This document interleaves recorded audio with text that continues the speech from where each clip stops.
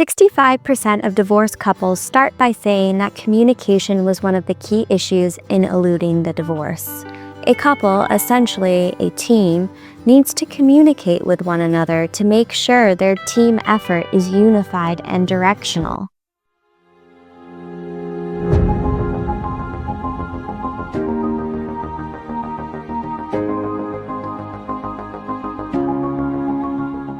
Article, Infidelity and Behavioral Couple Therapy, Relationship Outcomes Over 5 Years Following Therapy, mentions couples with communication problems tend to either have a high level of conflict in their relationship or have a real problem with avoidance.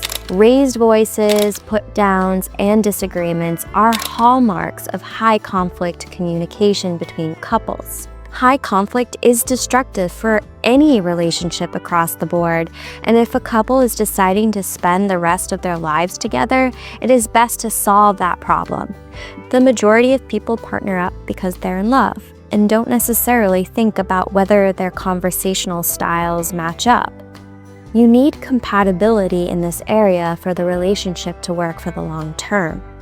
Tannen, an academic in linguistics and a former professor at Georgetown, wrote best-selling books on communication to address the leading issue for divorce being incompatible communication styles.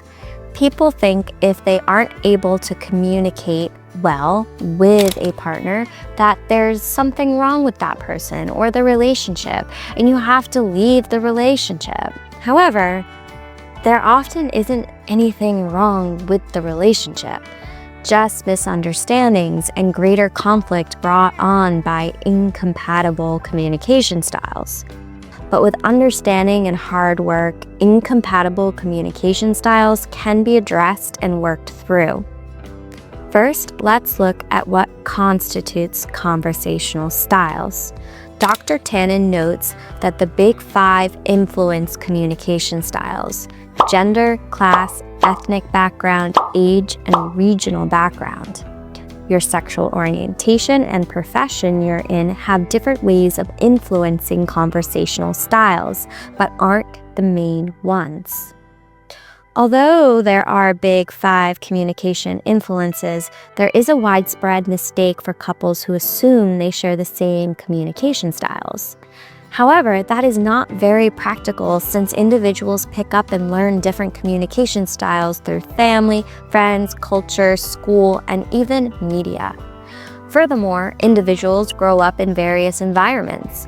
For instance, some families may never talk about their feelings, so they may not be emotionally expressive and rather reserved about displaying emotional language.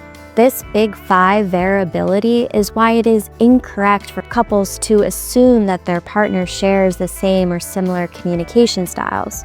Communication styles also fall into the 4 major categories when it comes to conflict: passive, aggressive, and assertive. The passive type is the style of communication where they avoid sharing their needs and withholds their honesty to maintain peace. The aggressive type is the type of person who expresses their needs, wants, opinions, and rights in a manner where it may seem like they are overstepping when communicating. The passive-aggressive communication types act appropriately while delivering a message in a subtly cynical or manipulative way, overstepping the boundaries.